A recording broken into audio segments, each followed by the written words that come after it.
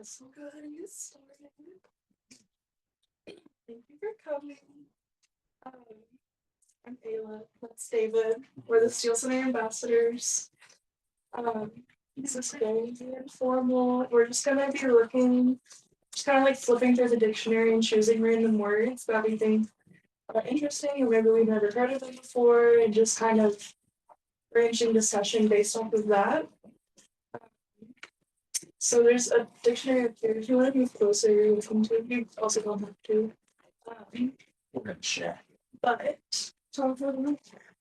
if someone would like to start us out by just opening it up and word to a word, we can start from there.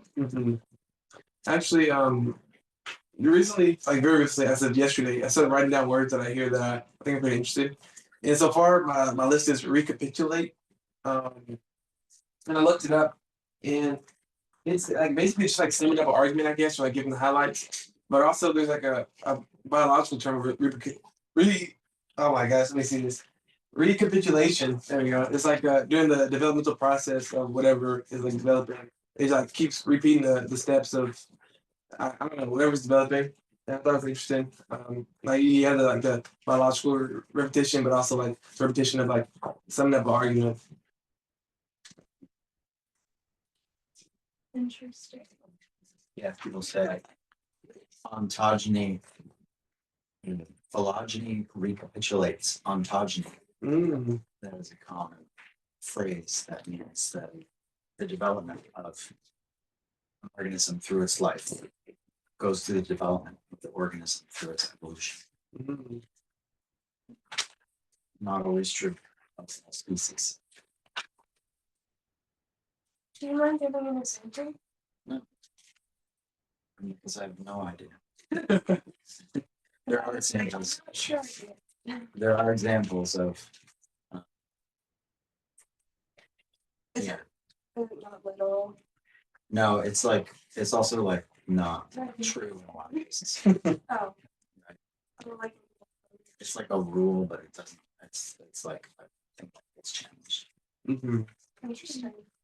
No, there are a lot of rules that don't actually apply in most cases.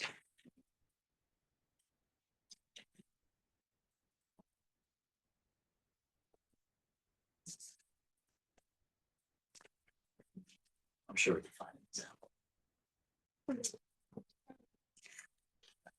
So word I just like flipped open, and it was a P, and the word I found was Philistine. Which there's two definitions that are really interesting. Number one, a native or inhabitant of ancient Philistia.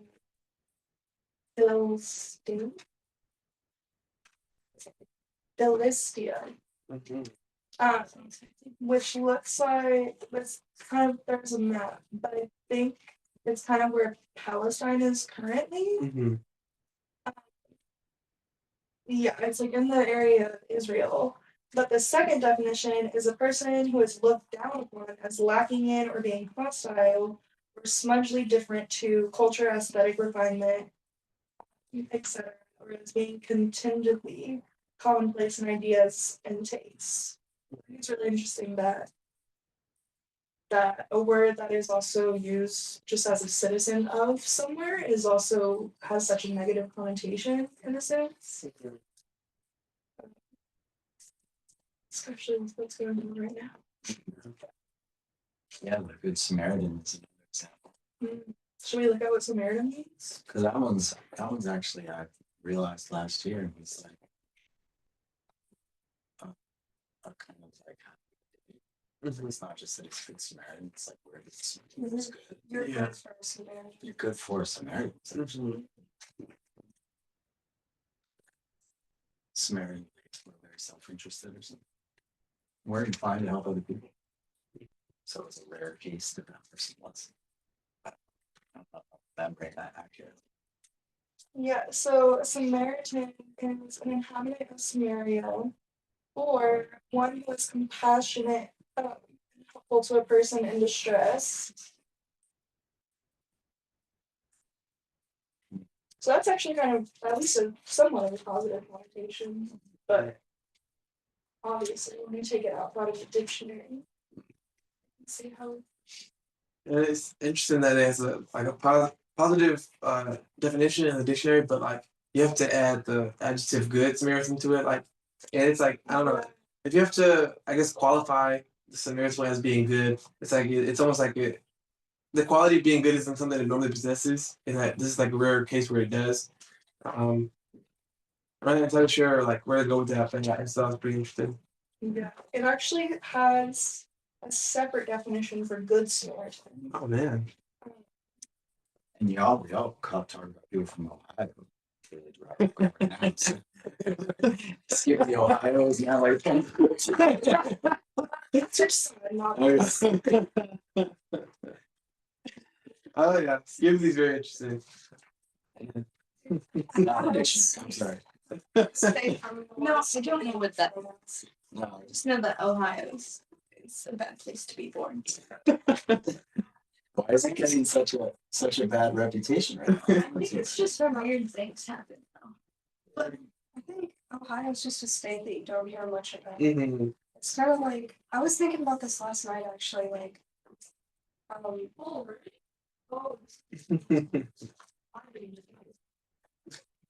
Let's talk about other words. Yeah, other ones.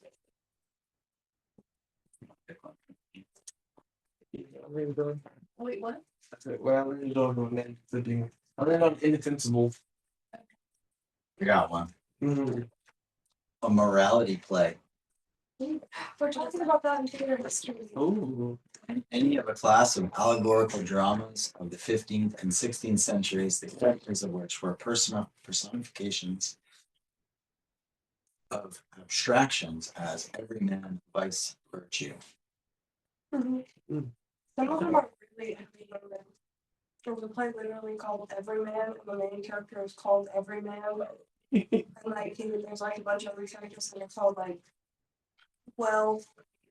There's one called Family. Mhm. It's basically just about like he's told by an angel that he is going to die, and he's like, please let me take my money with me.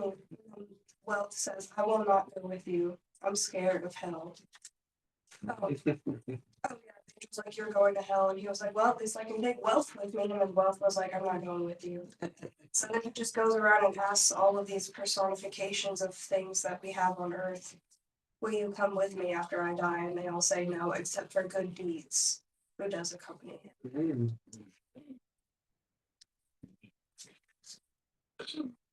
I'm kind of curious what the definition of good is. Okay, yeah. Pleasurable cupcakes. Exciting. Mhm. Yeah, let me say experience. No.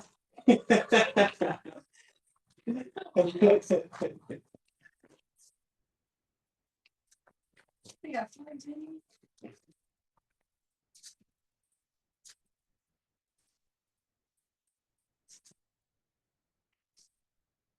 It's kind of long. Kind of long in this dictionary. oh wow. It's like half a column. It's big. It goes on to the next. It's almost a full. Oh, it's half a column, isn't it? What? That's a full column. No, you did not. So like one of them is educated and refined. That's interesting. Reliable, safe, genuine, not counterfeit, healthful, beneficial. Mhm. This is a big stretch. Yeah.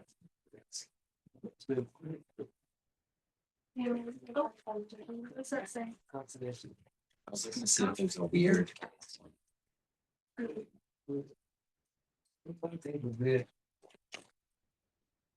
This About is this. A good turn. What is this? your turn. Good turn. A kind act or favor. I don't think I've ever used that word. I've heard it. I haven't used it. People have said that. Like, Sounds it's a like good turn. English. I've heard like that. In writing. Medieval, not medieval, Mhm. but like prairie. It's what old people say. Yeah, Like a good turn of luck, I think. maybe. Good turn of I events. think it's like something deserves a good turn every Oh, like there's like Give it a good turn. So a phrase or an idiom. Yeah. Yeah. One good turn deserves another. Yes, that's Oh, interesting. So a good life is a life lived according to the moral and religious laws of one's culture. A life of basking in material comforts and luxuries. That's very stimulating.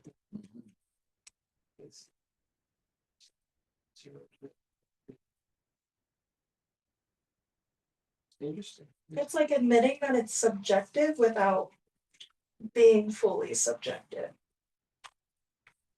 As I look through the examples, all of them are like based on the individual. I think it's interesting how I'm trying to find the exact word they use.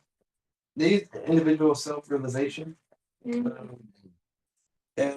that's important, definitely, but at least from my scheme, I didn't really see much examples of like how like a good life is like benefiting someone else, or I guess like your general contribution. Not, I usually feel like I guess like a good life is determined by that's colloquially like what you offer to people and like how your impact is on the people around you.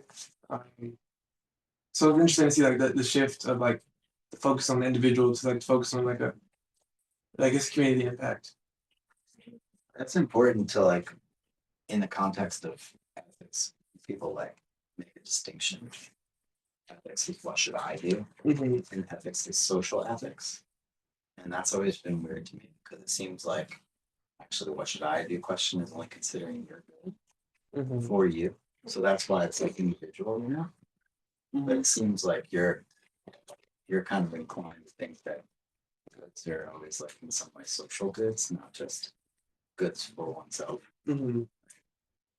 So I've been thinking about that with the election coming up.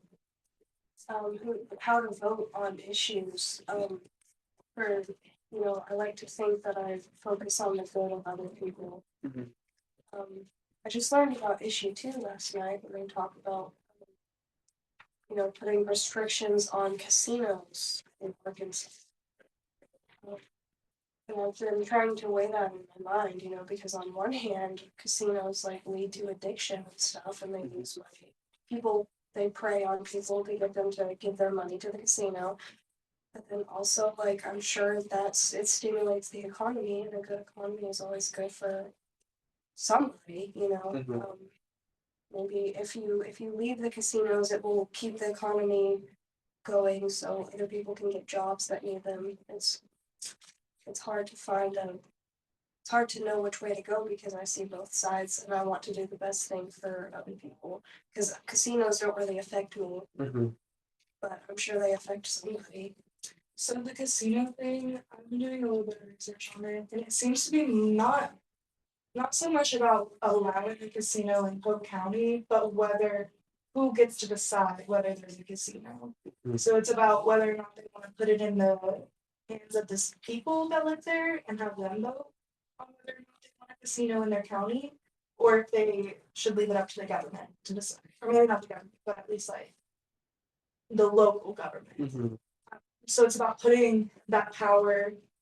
I guess it's more about weighing whether or not you think that the people have the knowledge to vote for the benefit of the state or their county on whether a casino should be there. Which is another area that's hard to think about. Because I think I'd like to think that people would vote correct, or not even correctly, but like with knowledge. But depends on whether we think people vote on their best interests and democracy is good for that reason, or if we think that there should be people who represent people making decisions because people don't vote on their best interests, right? Or aren't clear about what their interests are. I think everybody has a good point to make from their own perspective, but also I don't really trust others to vote in ways that would be good for other people. Vote selflessly. well, and I think especially when it comes to the economy, like we're pretty stupid about it. I guess we don't have to think about it that much, at least like at that state level. So I think that's the biggest thing that's on my mind is that like I don't know what decision needs to be made to better the Arkansas economy. I know what I can do to better my own economy, but yeah, I don't know.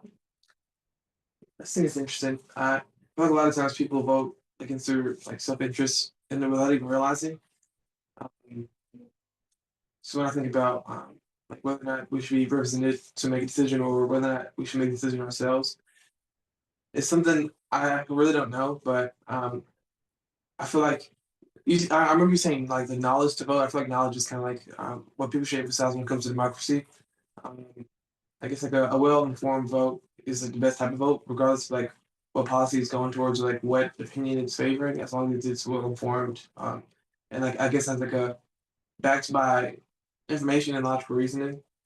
A lot of times people get charged up to vote for policies or vote for things they think are in their best interest, but oftentimes it's just the government, I guess, taking control. Like just for example, like after 9/11, there's a lot of, I guess, like concern, which there should have been about like national security and what the government can do to like, I guess, better secure the lives of American citizens. And so a lot of people voted to like increase the access to which like government, I guess, entities and also just like Facebook and stuff can monitor what we say and like I guess monitor our data like that, or in just in terms of security. And I think a lot of people voted for that. Definitely voted because they wanted to feel more secure, but at the same time, um, they didn't have the knowledge that they were voting against the best interest of like having privacy and safety in their home. So I just think it's interesting a lot of times how you can see, I guess, policy being misconstrued as something that's going to benefit you, and people vote against themselves. I actually saw a video last night on s- a mayor candidate who was going door to door and talking to people. It was like a Raney Building video. And she was saying like, I want to lower property taxes and I want to, I forget what exactly her policies were, but she asked the person she was talking to at the door, um, what's an issue that will be important to you? And the person said women's rights, and she laughed and said, "Oh, I'm probably not your candidate then," and then left. And that was really interesting to me, especially as somebody who's interested in social psychology. Like, how do you know, it's how do you come from a perspective where you're a woman, but you so vehemently disagree with women's rights that you like when someone says they want that, you immediately leave the conversation. So just what you were talking about with people voting against their own benefit. Mhm.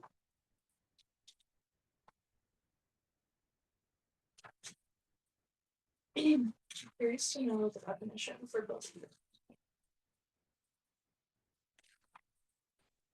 I looked up like ideology, For me, and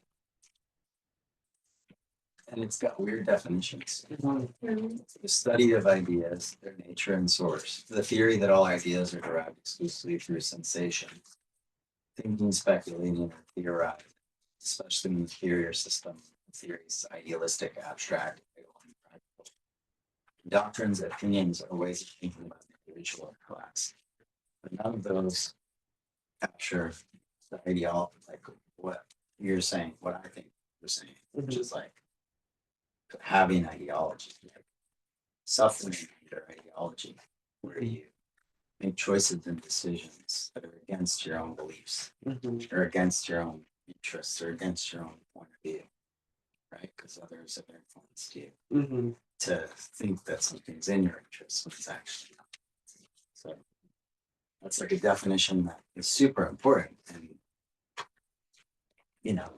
a critique of democracy, really, but also a critique of the ways that we understand what we're choosing, but it doesn't show up. It doesn't even show up in the dictionary. And I like the well, at least I find interesting the point in the definition where he talks about sensation. Yeah. Because I feel like in the way that ideology is used, a lot of times people are kind of driven by what they feel. And I guess that you just all like turns back to how people vote against their own best interests. Like when you're riled up in a sense of fear or panic, like they feel like they kind of have, I don't want to call it a moral obligation, but I guess like I don't know how to phrase it, but like a physical feeling that they have to do something. And it's not necessarily about like what's good and what's wrong. It's more about like what they feel like is an immediate threat to themselves. And I don't know exactly how to characterize that, but I think it's like pretty interesting to see ideology kind of being derived from sensation. Yeah, this is the theory that all ideas are derived exclusively from sensation. That's empiricism, Mm-hmm. not ideology. So that's just really Oh yeah. in dictionaries. Often,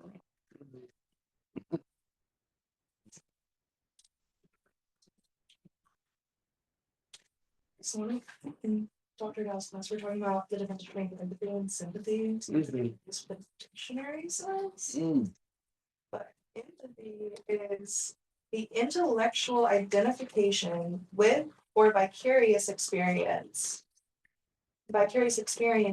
of the feelings, thoughts, or attitudes of another. Mm-hmm. Number two, the imaginative ascribing to an object as a natural object or works of art, feelings, or attitudes present in oneself.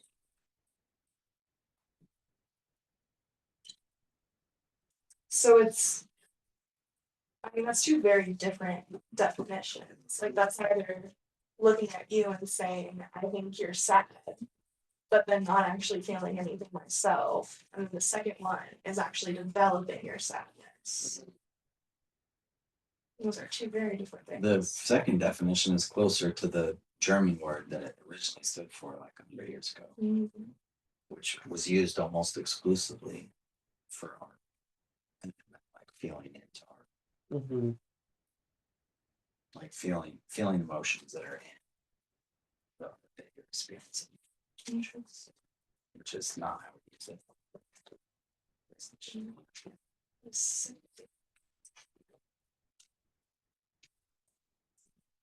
Yeah, I think we talked about that a little. I think the last year, I think you said it was like cognitive empathy and affective empathy, maybe.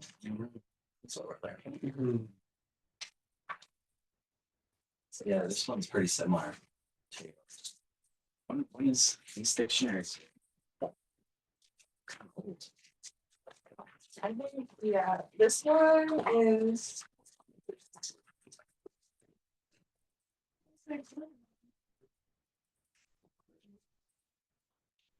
This one.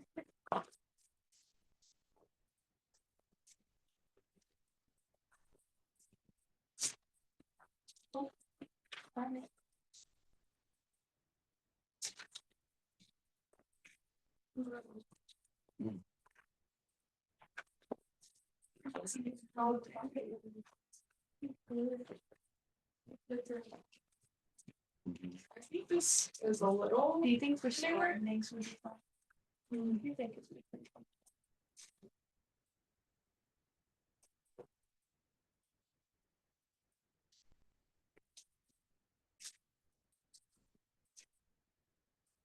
The Oxford English Dictionary defines empathy as the ability to understand the thoughts, feelings, and experiences of another person.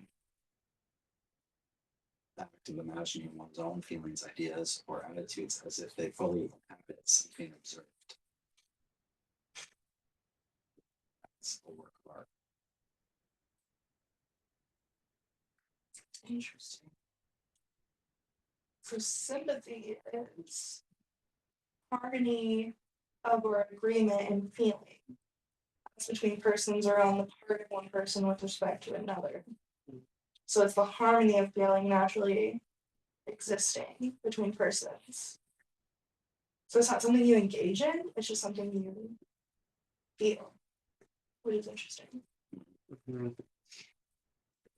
To me, I guess when I hear that definition, I try to imagine like just like for example, like someone gets like bit or stung like by like an animal or insect, and you say, "Oh, I have sympathy for them." Like you're trying to, I guess, extend yourself. I don't know. I guess to show agreement is a weird way to put it, but I feel like you're, I guess, like acknowledging that they're going through something, or like acknowledging that what they experienced was something that's probably painful or had like adverse reaction. So that's their first definition of empathy, which is really interesting. Because I agree fully, Mhm. but yeah. I guess the dictionary is not very good when thinking in philosophy. The Oxford says feelings of pity and sorrow for someone else's misfortune, like sympathy for the flood victims, or the formal expression of pity or sorrow for someone else's misfortune. I send my sympathies, Mhm. So which is like my condolences. can you be pitiful without being sympathetic, or is that just a synonym?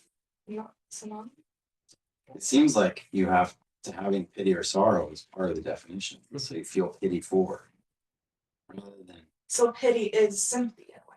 yeah, So we're still on empathy. more sympathy. So we can move on to a different word.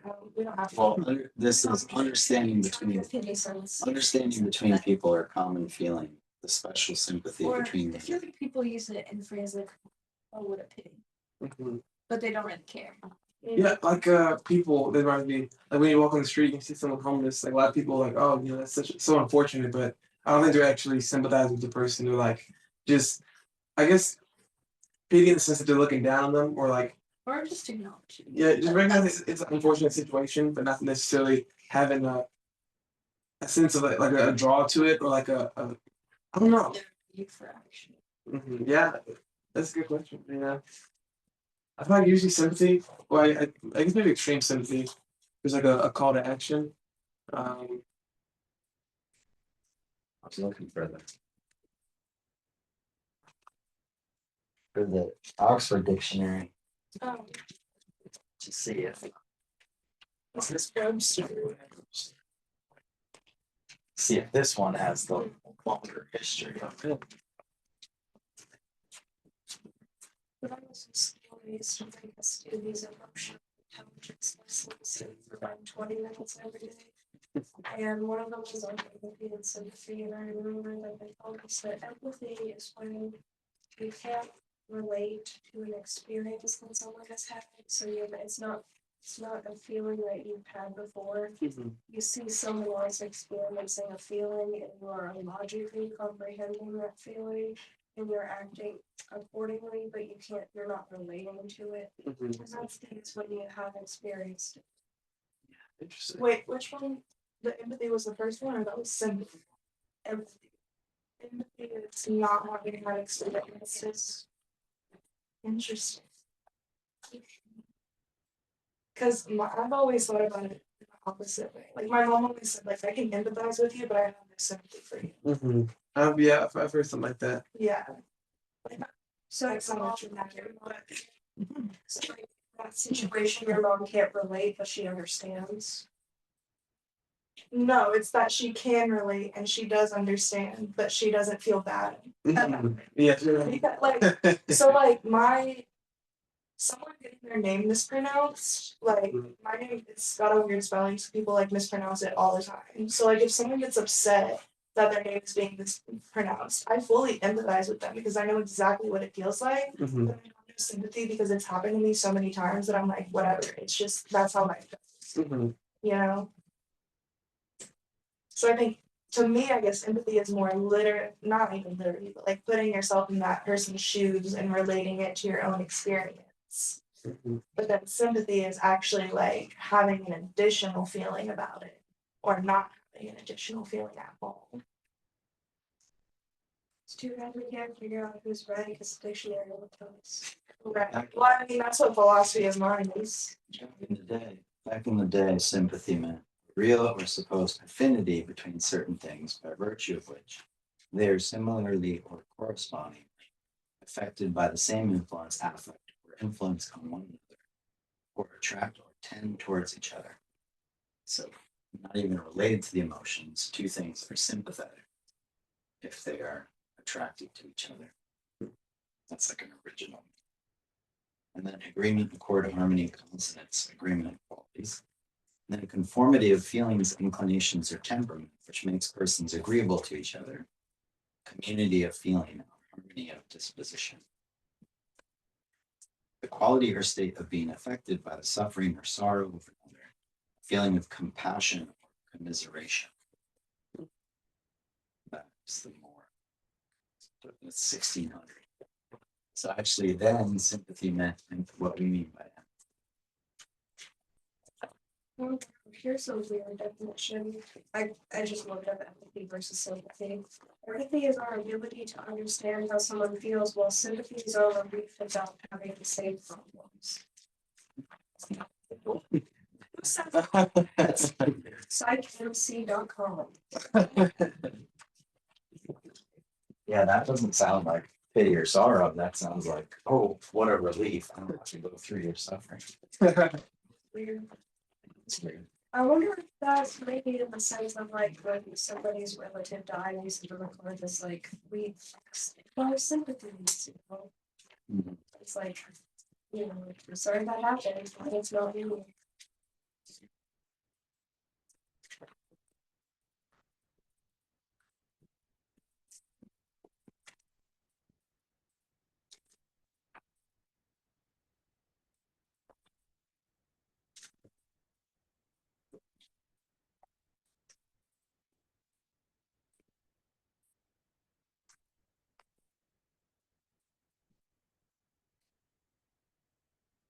I think it's so strange that cities are in here.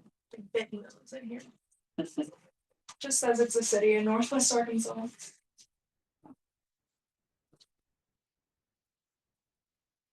He's not in this dictionary. Really? It's not in the Oxford English Dictionary. Hmm.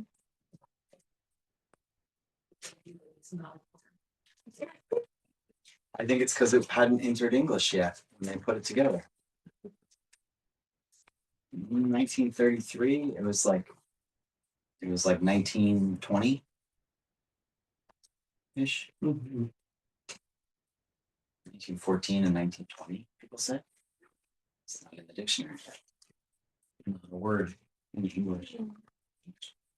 Honestly, I don't think of anything as a concept that was so recent. Or at least that we had a word for it so recently. It was in other languages. And sympathy was around since the 1500s. Oh.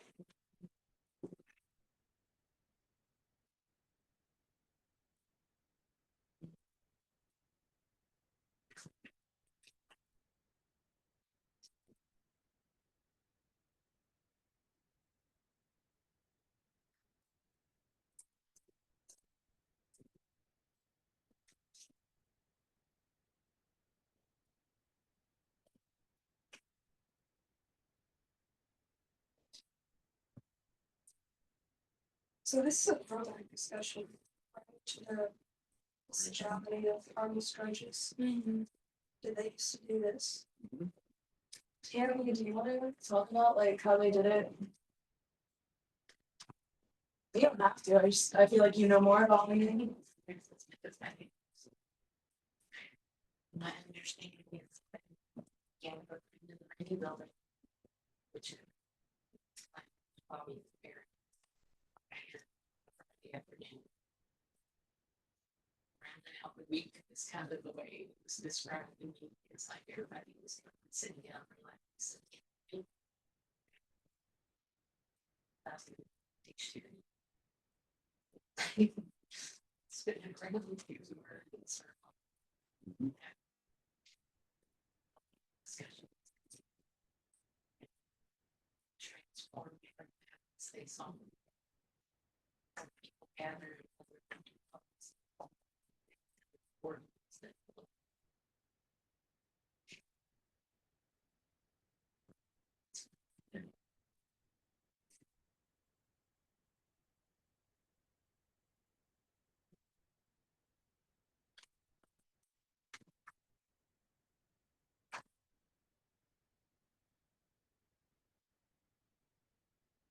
So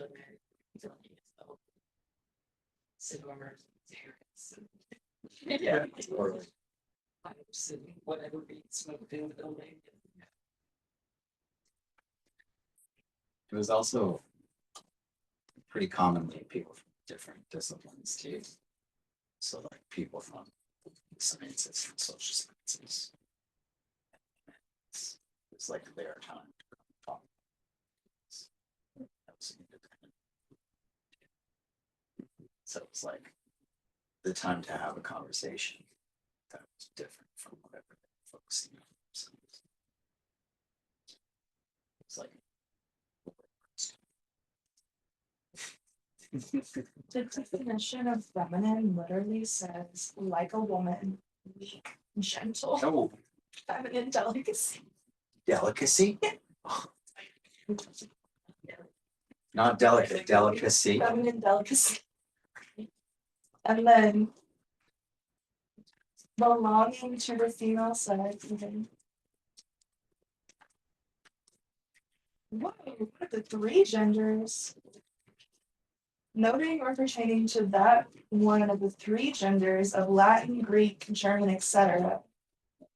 Having, or one of the two genders of French, Spanish, and Hebrew. I didn't know that. We're talking about words. Like Right, the gendered words, gendered right, words, yeah. but I didn't realize that there was three genders for Latin, Greek, and German. Yeah, we have. Traditional. Interesting. Because yeah, like in French and Spanish, it's either masculine or feminine. Never it's in between. Yeah, like all the. It is very interesting. Yes.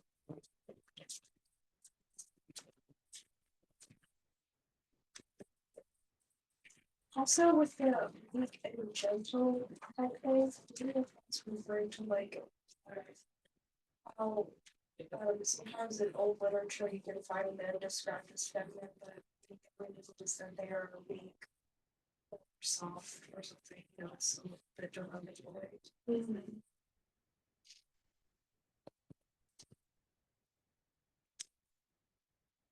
I mean, I guess is a dictionary. I guess it's more like just a bigger question.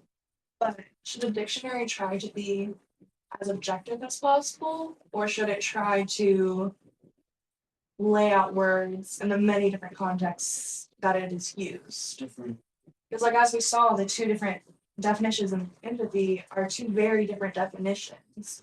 So, should it be the job of the dictionary to try to formulate a concise definition, or is it better to include many definitions?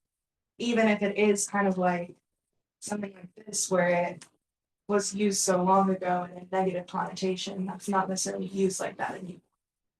Or is that more like the job of historian rather than a dictionary? I think, well, if you think about it, the purpose of these dictionaries, especially where that was going to be like pretty much a resource on how to find out what a word meant.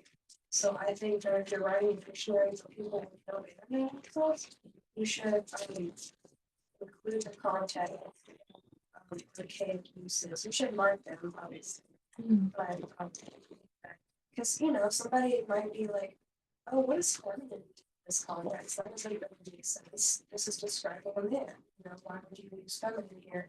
So then it would be good if you could go to the dictionary and get the archaic definition so that you can understand this text without needing theater.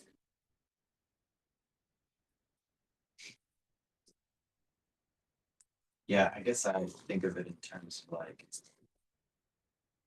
it's attempting not to be prescriptive. Right? It's not trying to get you to use the term in a particular way. Our way of describing how people actually use the term. But that's always in a sense like saying that's how people use the term. So it ends up being like normative insofar as like the way people use the term governs the way people should. And that's a little bit, I think that's always a balance. So one example I'm thinking of, obviously, but Charlie Kirk, I don't know if you've heard of him, but he is a conservative and he debates against a lot of like younger liberal people. And one of his main points whenever he talks about women and women's health is that he will state the like Webster dictionary definition of woman, which is a person born with the female sex. So like if we think about it in that way, I think, like, I guess like how often should dictionaries be updated and like how, not just like that it's the dictionary's fault necessarily, but like how do we, since our language is always like creating kind of new meanings for words that like how do we get around that? And like how would, if someone gave you the definition of something as it is in the dictionary, like how are you supposed to logically argue against that, even though we know that socially speaking, woman means something very different now. Mm-hmm. I think online dictionaries do a good job of having definitions because you can update those. If you look up the definition of woman right now on Google, and like the first thing is the like original dictionary definition. Which is interesting because like that's the internet, that's something that can be updated. And like that's still the first thing that kind of pops up. This, in this definition of feminine, persons or animals belong to the female sex, female. And then it says now rare. So in here, that tells you that that's not what people saying. Yeah. At least as a way of saying maybe that's not how it should be said. So I guess can different definitions change? Like can we get rid of an old definition and not refer to it anymore? You can refer to it, but if you didn't allow that to exist somewhere, then you have to say it historical documents or information. You just you may completely misinterpret something. If you apply story. It's a good one. In this, and then in the same sense, this does not have rare, but it's a similar example. In the same sense, objects to which sex is attributed, or which have feminine names, especially one of the bodies. So when people describe stars or things as the sun, or things as planets with feminine, like describe them as feminine, that's like a thing people did, right? And it might completely disappear, but then when you read something, you're like, oh, why are they doing this? Oh, because that's the way they read. But I guess it's kind of up to how people argue for how we should define it, right? I guess that's what semantics is about. It's about like you can either say that's how people use the term is what it means, or you can say people should change the way they use the term. If you want to change the way they use the term, you gotta change the norms. Just say like the way we're defining woman doesn't capture all the people like, that we want to capture. This is either this definition that we're using, doesn't it's too inclusive or it's too exclusive. So you have to make those arguments. I mean, I think people kind of like have a tendency to just let meanings change rather than and assume that that's fine. But it really should, it's a task of like valuing things differently, valuing things in our language in a way that can encourage openness about the way people speak.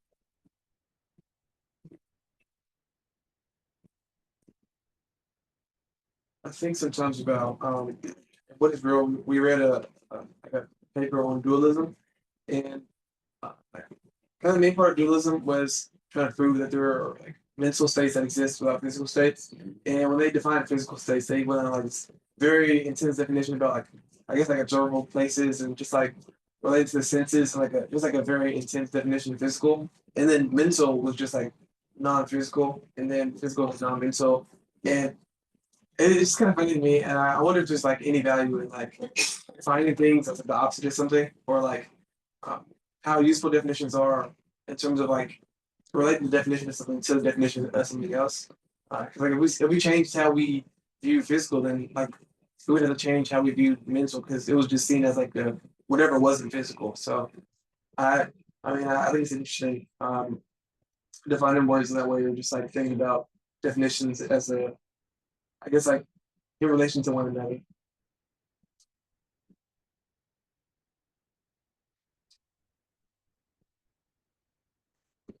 I guess I always see it as like, I guess I always see definition of words as like political. It's not even, it doesn't have to be in this context. It's just moves that people make to get others to think things about how it should be defined, right? So it's always like strategic. Seems to me there are ways to be like really dominating. Say this is what it means. I'm going to define this. This is how it's stipulated. Stipulation is the way very aggressive. This just means this. Right? And then there's also just like could mean this, could mean this, could mean this, could mean this, right? It's all these things that all these people say or use completely open. Even those cases that we don't, we'd be like, that's not how you use it, right? And that's the weird too. They're always What do you think about like when you use a word, I kind of comes with this like it's presupposing a lot of definitions, or like you're agreeing to this when you're mentioning objects. Like I know, I guess like an example of where this happens is like equivocation, where you like use a word in a sentence and then someone interprets that like the word in a different way. So say you're arguing for this or it could mean this. Like I wanted to like what extent the words we use are we like agreeing to like all their definitions, or like the possibilities of like how they've been used rather than how we're trying to use, and even just like outside of just like the words. Like when I look at what we say in like emotional context, like we can dictate like what we're trying to say, like the intent we're putting behind the statement, but like it's always up to like how the person receiving the message interprets it. And like to that extent, I guess you don't really have much control over like what you're intending. Like you can try, but like you never really have control over how it's received. I think it's interesting how like words can do that, especially when it comes to like someone associating a certain word with like experience they've had, or like I guess if a word means something to someone else and you're trying to use it in a way that it means to you, like usually they like need some miscommunication. That kind of I guess fundamentally just like change what you're trying to communicate. I used to think that there's a way to like get to a perfectly clear, precise, logical language, and that philosophy should do that. And now I think the opposite. I think that actually language should be is it helps us to express things that are not rational and that can't be turned into arguments. And we should appreciate the things that are unclear and imprecise and obscure, ambiguous, and we should try to get that to be the thing. You know, equivocation is fun and interesting, might serve a purpose in the way we talk. It's not going to be great in argument, but it could be interesting to play around with. So maybe I don't know. I guess I used to be very like rigid about how I thought about how it should be used.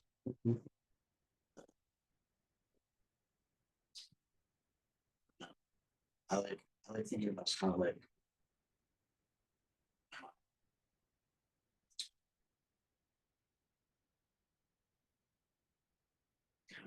how important it would be for us to share like dream states with other people, for instance. How it's not really going to be possible to be like, this is a clear way or precise way to talk about this. You know?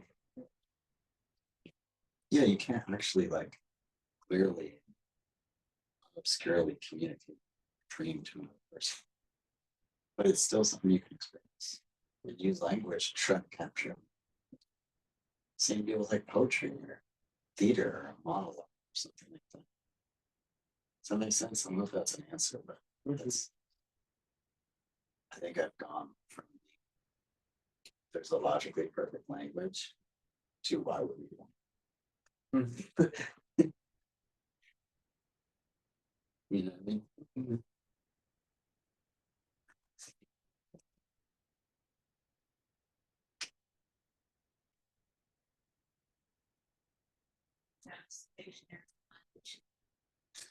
Yeah, good question.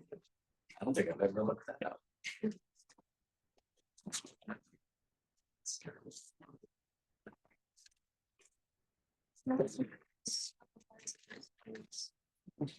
What?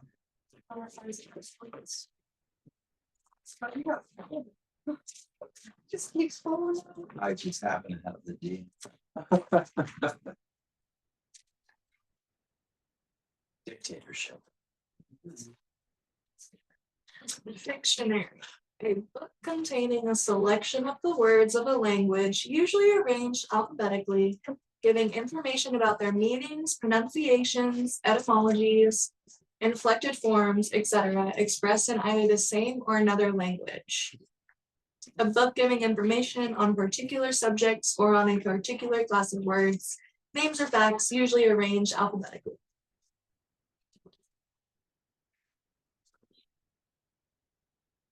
I wish they included more than etymology. Like, I feel like often when I'm trying to figure out where a word came from, it's really hard to figure that out, especially a paper dictionary.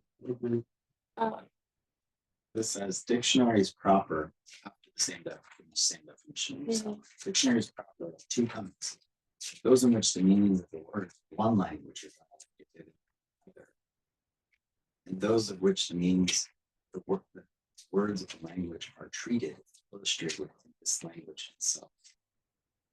The former were the earlier. So I never knew that dictionaries were actually translations from one language to another. That would never occurred to me. That makes sense. Interesting. Yeah, usually when we look up a word in another language, I want the definition in my language. That's what a dictionary was.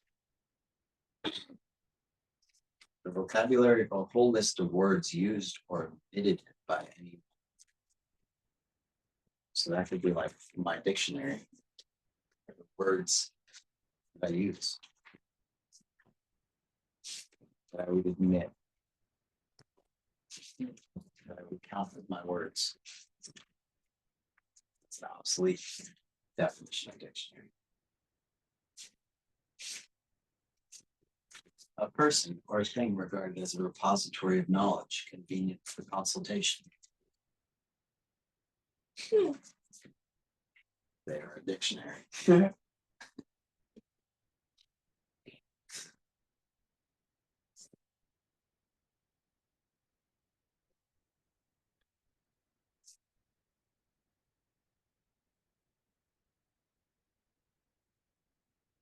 You ever watched The Professor and the Madman? That's a movie about the making of the Oxford English Dictionary. Interesting. It's worth watching.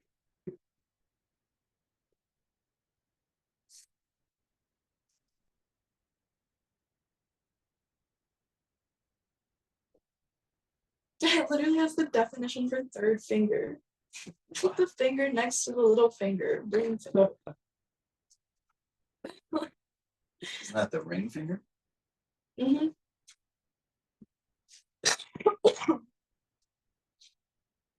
I would see why you need a definition for ring finger, but why do you need a definition for third finger?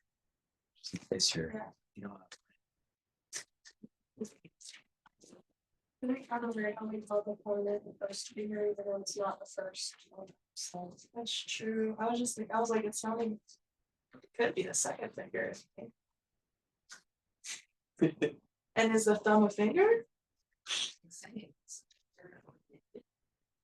Yeah, digits. That's what they call it.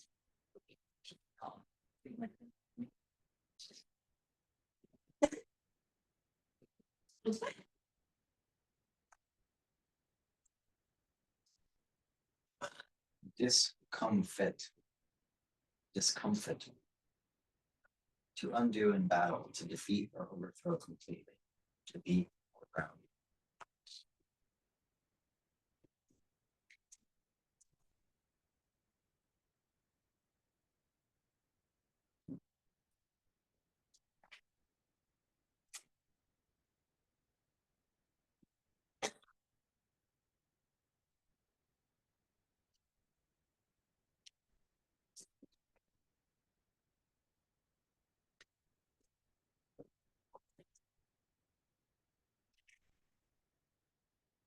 It's only the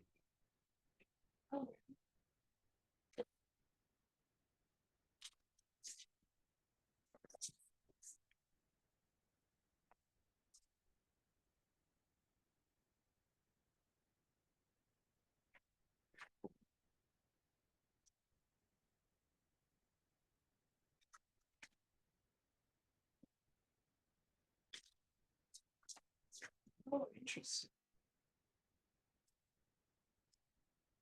Eschatology, the department of theological science concerned with four last things: death, judgment, heaven, and hell. What do you say it was? eschatology. Eschatology.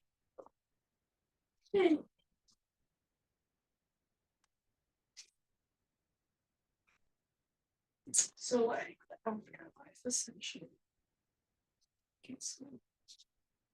That's specifically that's just It's interesting.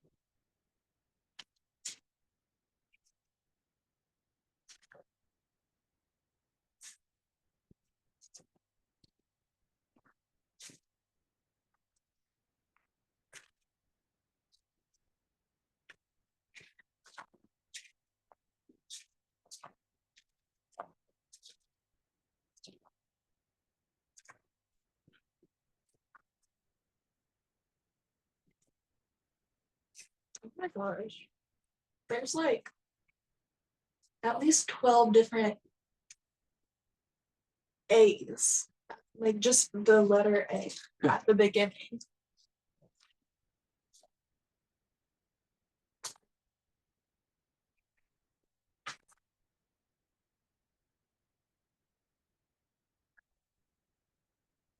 About a philosopher. A philosopher? A philosopher is a foolish pretender to philosophy. I'm gonna start calling people. they put it in a dictionary. 1549. Such men that indeed are adults and would be taken. I'm trying to read this like old age. Would be taken yet for sages and philosophers. Man, I aptly call them as well philosophers. What stand ye idle, my philosopher? That's 1600, 1694. Some philosopher like such would have gone crazy with that word. Yeah, also fool sage is a word. A fool or a jester. It is to make dizzy or giddy. Like Is, yeah, see? yeah, like oh that really gets me. Dude, only Disney. Whoa. It's also like a retro, just like the word dizzy came first and motivated. They gave it a verb form. To diss somebody. Yeah. So someone would be like the Dizzler if they did something.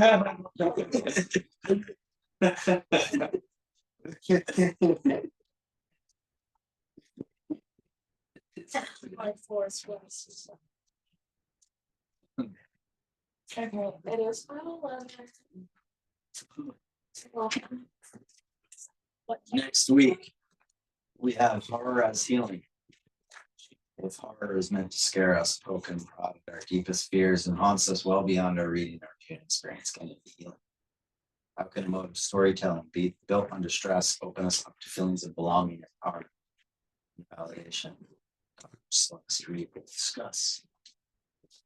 Please come next Friday. Wednesday.